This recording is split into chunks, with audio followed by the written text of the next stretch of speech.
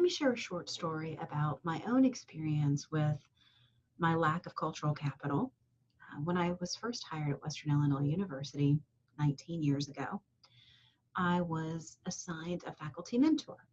And I specifically requested someone who would understand my working class background and was first generation college student like me. That's not who I was assigned to. And so the mentor that I was assigned to was an incredibly refined woman. She had been a professor for 20 years. Her husband was a professor. They were both in the political science department. So during that first year, my mentor invited my husband and I, as well as another couple, over to her house for dinner. I was excited. I was nervous. My husband and I were the first to arrive. I have a thing about being early to everything. Um, and when we arrived, we were brought into the den for appetizers, as the dinner wasn't quite ready yet and the other couple hadn't arrived. On the table were some cheese and crackers and that sort of thing, as well as a lovely two-tiered bowl made out of ceramic or something like that. And the bottom of the two-tiered bowl had olives in it. I like olives. The top bowl was empty, and I didn't really understand why she put out a bowl that was missing something. My mom had one of these three-tiered trays that she would put crackers and cheese and things like that on.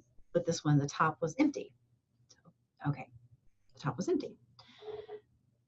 So we're talking, we're sitting there, and we're waiting for dinner to be finished and the other couple to arrive. And I decided I'm going to take an olive. And so I put an olive in my mouth and I bit down on it, and it had a pit in it. I almost broke my tooth.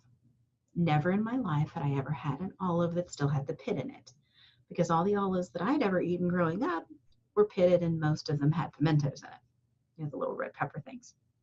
So I wasn't sure what to do with this. Maybe it was a mistake. It hadn't been pitted properly. It was a problem with the factory. But what I knew is that I had this thing in my mouth and I didn't know what to do with it. What was I going to do with this pit? So I held on to it, and I'm nodding and I'm trying not to be rude, but I can't really open my mouth very wide to talk because I have this thing in my mouth, and it's rude to talk with your mouth open. I have no idea where to put this thing. I can't pick it out with my fingers, right? I mean, that seems rude. I was taught you don't eat with your fingers. So I wasn't exactly sure what to do with it. Certainly don't. I didn't want to make a bad impression, but I was very uncomfortable. Eventually, her husband ate an olive, cleaned it off in his mouth, and pulled the pit back out with his fingers and put it in that top bowl.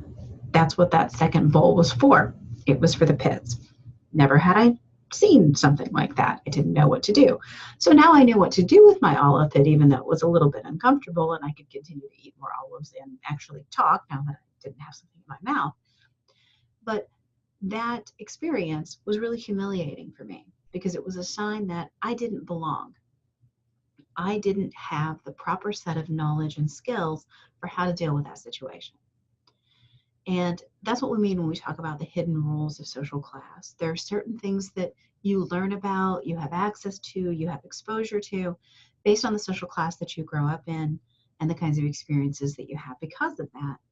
And because I grew up working class, I didn't have experience with what to do with an olive that hadn't been pitted, and what to do with the pit once you took a bite of it. So I didn't belong. I wasn't like the other professors. I wasn't cultured. I wasn't a member of that social class. I felt very much like an outsider. It's a pretty small example, right? A minor bit of embarrassment. They didn't even notice. Nobody humiliated me publicly. I didn't have anything to live down. But to me, it was an important reminder that my social class background was different than the social class background of the person that I was interacting with.